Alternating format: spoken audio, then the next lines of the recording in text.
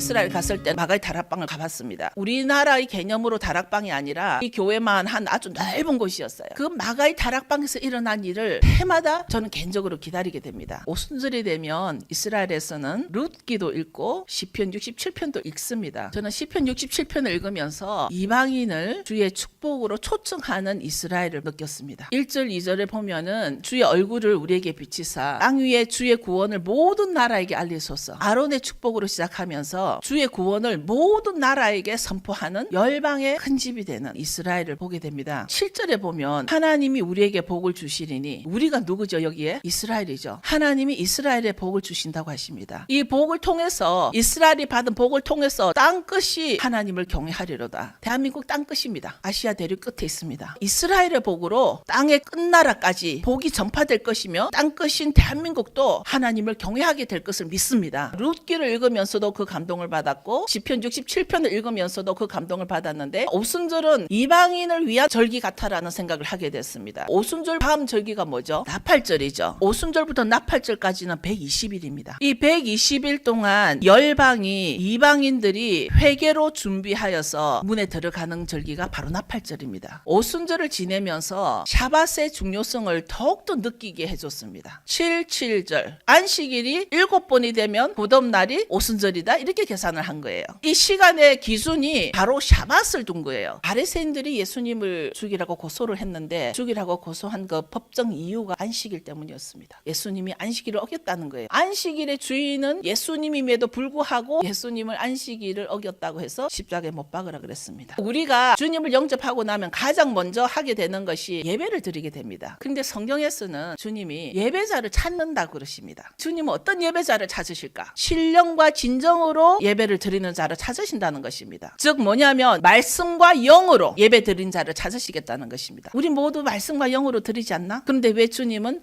예배자를 찾는다 하셨을까? 성경적인 안식일이 아니라 기독교적인 안식일로 바꿔버리고, 하나님이 정해준 날이 아니라 자기들의 임의로 정한 날에 바꿔버립니다. 초대교회 때 마당에서 성령 충만으로 드리던 예배에서 이제는 크고 웅장한 건물 안에 순서대로 예배를 드리게 만들어버렸습니다. 영적 예배를 드리면 이단이다라는 판단을 하게 되고, 성령 충만한 예배를 드리게 되면 틀리다라는 판단을 많이 듣게 됩니다. 그날에 많은 사람이 나더러 이르되 주여 주여 우리가 주의 이름으로 선지자 노릇하며 주의 이름으로 귀신을 쫓아내며 주의 이름으로 많은 권능을 행하지 아니하였나이까 하리니, 안식일을 공격을 하고 모든 절기를 공격하면서 자기들은 아버지 뜻대로 말씀대로 지키고 있다라고 착각을 하고 있어요. 아버지 뜻대로 행하는 자라 된다 하면은 다 아멘하죠. 신령과 진정으로 예배를 드려야 된다 그러면 다 자기가 그렇다고 생각하죠. 그러나 진리의 성령이 오시면 그가 너희를 모든 진리 가운데로 인도하시리니, 그가 자의로 말하지 않고 오직 듣는 것을 말하시며 장래일을 너희에게 알리시리라. 예수님은 부흥을 찾으시는 게 아니란 얘기예요. 예수님을 찾는 것은 신령과 진정으로 예배를 드리는 자를 찾으신다라고 요한복음 4장에 분명히 말씀하셨습니다. 성령과 진리의 말씀으로 예배를 드리는 주님이 찾으시는 예배자로 우리는 회복이 되어야 할 것 같습니다. 오순절 날 큰 사건이 시내산에서 일어났습니다. 주님이 우리에게 청혼을 한 날이에요. 그것을 우리는 케투바라고 합니다. 케투바, 정혼 계약서. 정혼은 결혼은 아니에요. 정혼은 결혼 전에 미리 언약하는 약혼이 될 거예요. 아직 결혼은 아니에요. 우리는 아직 주의 신부 아니에요. 마태복음 25장에 5 슬기로운 처녀는 어디에 들어갑니까? 어린 양의 혼인잔치에 들어갑니다. 그게 결혼이에요. 결혼을 해야 혼인잔치가 일어나는 겁니다. 그런데 5 어리석은 처녀는 정혼은 돼 있었지만 혼인잔치에 못 들어간 거예요. 모세가 이제 그 계약서를 가지고 산 밑으로 내려옵니다. 계약서에 우리가 사인을 해야 되는데 내려와서 보니까 금송아지가 나왔어요. 신랑을 배신한 거죠. 주께서 이르시되 그날 후로는 그들과 맺을 언약이 이것이라 하시고 내 법을 그들의 마음에 두고 그들의 생각에 기록하리라 하신 후에, 정혼이 한번 깨지고 난 뒤에 그날 이후로는 내 마음에 줬다는 것입니다. 새 영과 새 마음을 언제 주셨어요? 새 마음과 새 영을 예수님이 오셔서 주신 줄 알아요. 새 영과 새 마음은 예수님 오시기 500년 전에 주셨어요.